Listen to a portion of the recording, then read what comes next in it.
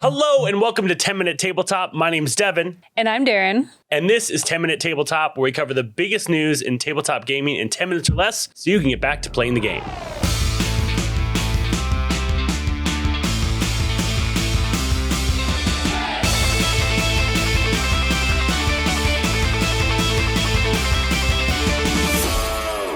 This week, the Universal Game Engine Design Challenge. Chaosium, the creator of Call of Cthulhu, has launched the basic role-playing Universal Game Engine Design Challenge.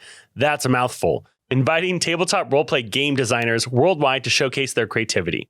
The competition focuses on Chaosium's basic role-playing BRP system, known for its flexibility in D100 roll-low mechanism.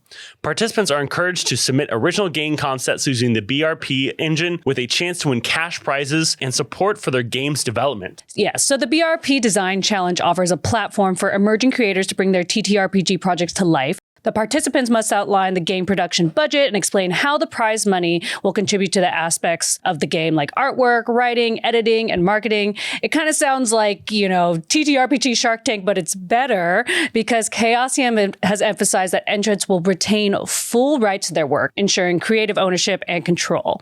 So 10 shortlisted games will each receive $500 as a prize, with 3 winners chosen to receive an additional $2,000 each.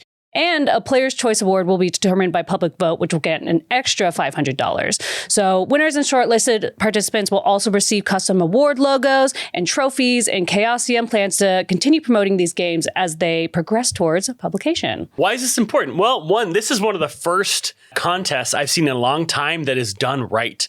Usually competitions are a wonderful chance for large companies to take advantage of creators by saying, hey, make this, and then we'll buy it, and it'll be part of our IP, and you'll get nothing out of it. We've seen this from some other large companies before. Contests are usually a way to exploit labor. But this seems almost more like a grant application or a grant program than really a competition. And I think the fact that there's the ability, there's some judges that are going to be going through this. There's also going to be the popularity of people choosing what they would like, the people's choice. And I suspect that this is going to trigger a lot of other companies to do a similar kind of PR or marketing campaigns around a grant-like promotions.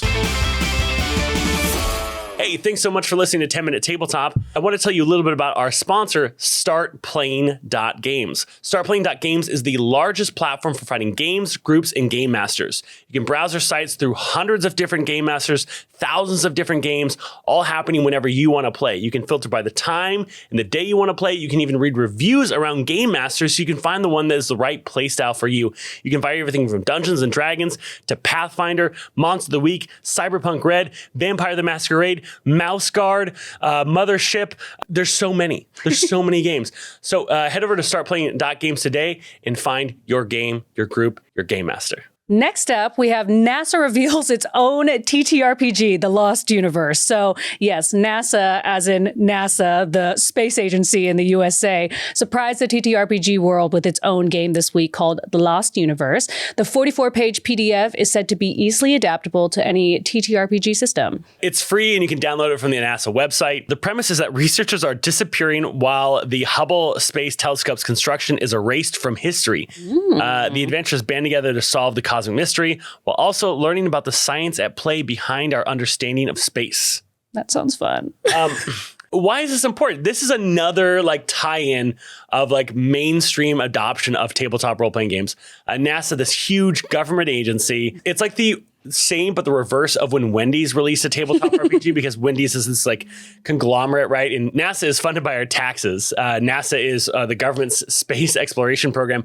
So it's very interesting to see them release a tabletop RPG. I'm really curious to you, listener and viewers, why do you think they released it? What is the marketing plan here? What is the goal of releasing it? From what I read online, a lot of it's to get people interested in space, to get people interested in the programs that NASA has.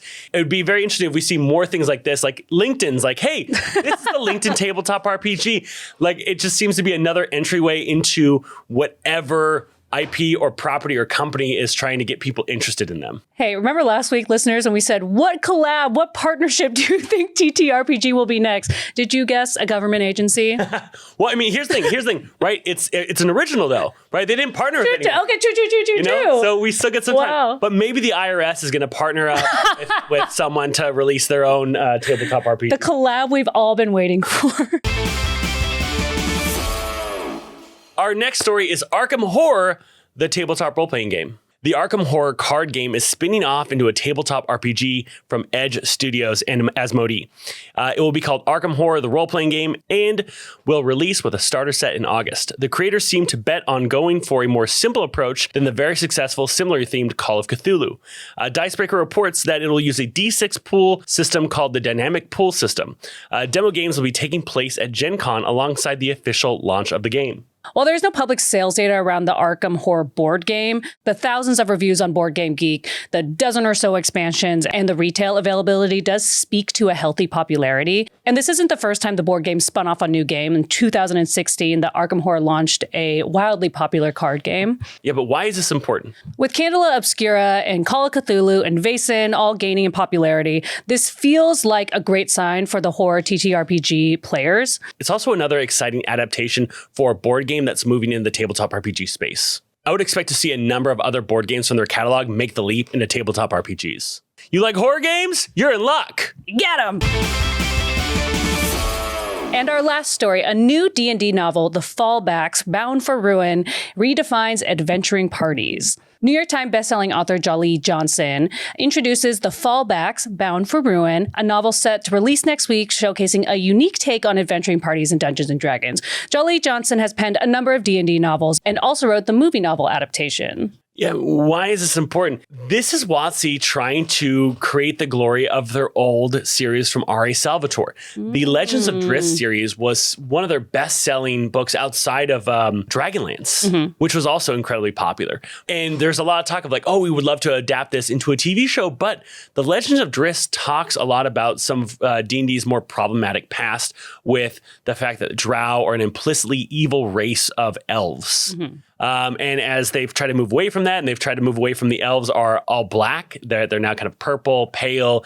They've changed that. This is kind of them relaunching a lot of lore in that kind of book series and trying to create a new entry point, which they hope to have the same success as the R.A. Salvatore novels and the Dragonlance novels. Yeah, it kind of reminds me when Disney canonized their new lore once they acquired Lucasfilms. Yeah. Just like strengthening their IP with their own original lore.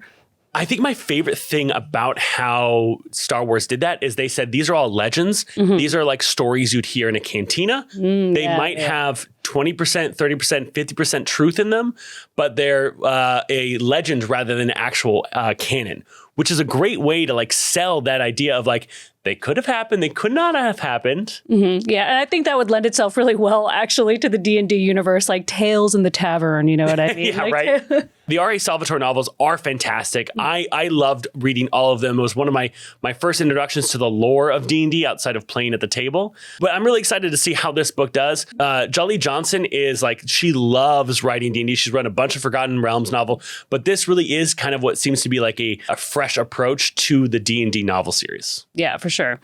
And that is all the news we have for you this week. Thank you so much for joining us. If you want to support the show, head over to our Patreon at patreon.com/Total Party Chill, or share, like, subscribe, tell your friends, tell your family, tell your enemies about the show.